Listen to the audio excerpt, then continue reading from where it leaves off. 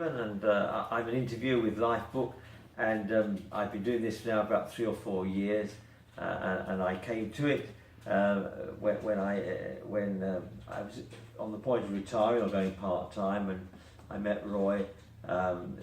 We both were at Crisis as volunteers, and Roy heard that I was retiring. He said to me, "Stephen, any chance you'd like to be interested in doing some interviewing for us?" And we had a chat. He gave me his card, and then when I retired I had a bit of time, and I gave Roy a call, and as I say, the rest is history, and I've done quite a lot of interviewing since then.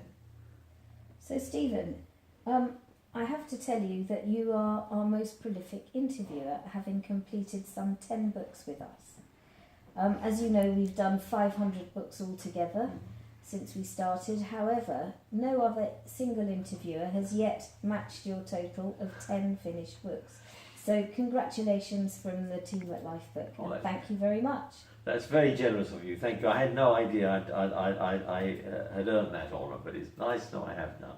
I was going to probably retire or go part-time, and he just said to me, "Stephen, have you ever thought of doing interviewing?" He then explained what LifeBook was about, and I said, "Oh yes." He gave me a card, and then when I did go part-time, I put a call through, and the rest, as they say, is history. And I got involved probably nearly 4 years ago now, and I find it very rewarding. I mean, my career was in social housing, working in social housing, and what I have found throughout my life is that we know people on a superficial level. You may get to know somebody even quite well, but you only see the person you present at that moment. You don't realise they've got a whole backstory to their lives, where they were born, where their parents came from, what they've done in their lives before the time you first meet them. So this is an extraordinary exercise in tracking people back to their childhood and their heritage, and it's enormously rewarding listening to this and the fascinating lives people have led. So it's like almost peeling an onion open, and you go through various layers of their life, going right back. And what you also find is the authors themselves become very engaged with the project, and they themselves thoroughly enjoy doing it. It's almost cathartic for them, because particularly we're often interviewing people who in their later in life, 70s, 80s and so on.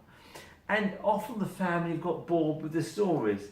The children will say, "Oh, Dad, don't tell us that old story again." And the grandchildren are only vaguely interested, or grandpa or grandma or great aunt, whatever did.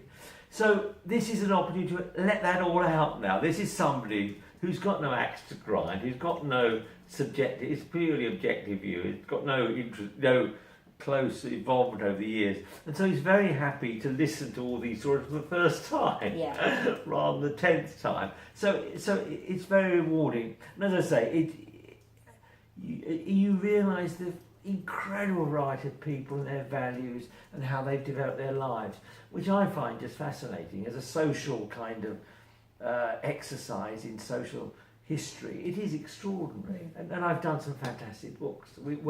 The authors have had fantastic lives that you've captured in their books brilliantly. Lovely. I think. So you've described actually what's probably the best part of your job. What would you say was the most difficult thing you have to do? Well, probably it's the technology. It's the IT side of these things. When the internet doesn't work very well, you think, why will it not upload or download and so on? So that can be a bit of a headache. I suppose the frustration often is, and there are a few people, not many, that I've come across, who have a great story to tell, but they deal with it extremely superficially, and you find you want to try and press, well, that you've just told me you did this and that. You travelled from here to there overnight on the train or whatever, or you went through, and you said it to me in a second, but then you were 7 years old. Tell me how it felt as a 7-year-old to be leaving your home and travelling to another country, and that's what makes a story interesting. Or there, it's actually that what I somehow call the visceral stuff, the stuff between. I remember just one chap.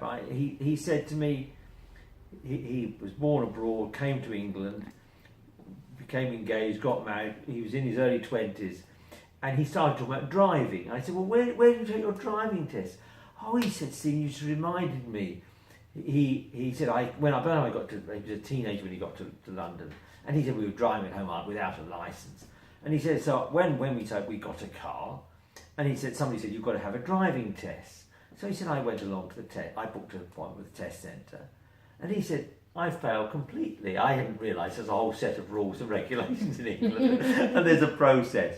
And he said, what then, of course, happened, he said, was that I then had to take my second test, and my wife had proper lessons, I had proper lessons, and we ended up having the driving test on the same day. And she passed, and then it was my turn, and the pressure was on him, but luckily he passed. But that just came from me questioning him about learning how is he got a licence. Yeah. And we would have skipped that extraordinary story which came out of nowhere, as it were. And that's what you find with people's memories, is as they see a photograph or they're prompted, then a story comes along. Another person, he'd come over as 6 years old from India to Africa as a child to come to his father, when his father had got work. And he said, well, then we travelled overseas. The first time he got on a boat, he went 6 days later, they arrived in Africa.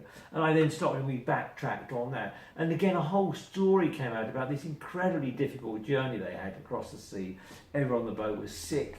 They all suffered seasickness. It was just awful. And that came out of a small story that he just said, which would have, a few seconds, became a really interesting story, which his family would not have known about. He's now in his late 70s, and so as a 6-year-old, they'd never known that story. So that's what I think is great about this, capturing that kind of stuff. Okay, so what would your advice be then to authors? If they're embarking on this journey, what would you tell them to do to make a great story? I think they've got to. They should certainly start making notes, and have a note by them all the time. So as something comes to their mind, they scribble it down.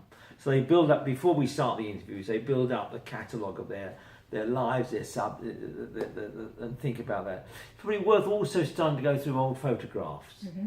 Because the photographs themselves prompt memory, and they'll suddenly see a photo and think, of course that was my next door neighbour when we were kids, and so on and so on. And it prompts memory and ideas, and again make notes of those.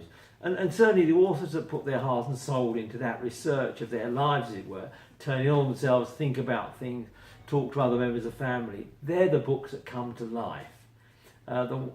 In a way that those are just a catalogue of dates and what I did and when I did it and then I left school and so on, they don't come to life. The ones that come to life are those which have, as I say, the stuff between, if you like. Great. So Stephen, let me just ask you finally, if you were to write your own life book, what would your title be? Well, a book I worked on not long ago, the author came up with the title Before It's Too Late. And I think that in many ways captures the essence of what the whole thing is about. Because many authors have lived long and eventful and interesting lives. And unless they put it down in writing, unless it gets written down in a form of book, it'll be lost. Those stories going back 50, 60 years in their life, from their childhood, they will know stories about their parents, their grandparents. The family going forward will know nothing about that. So capturing that in this way, in a very endurable form, having a book, I think is a wonderful thing to do. Okay. Thank you very much.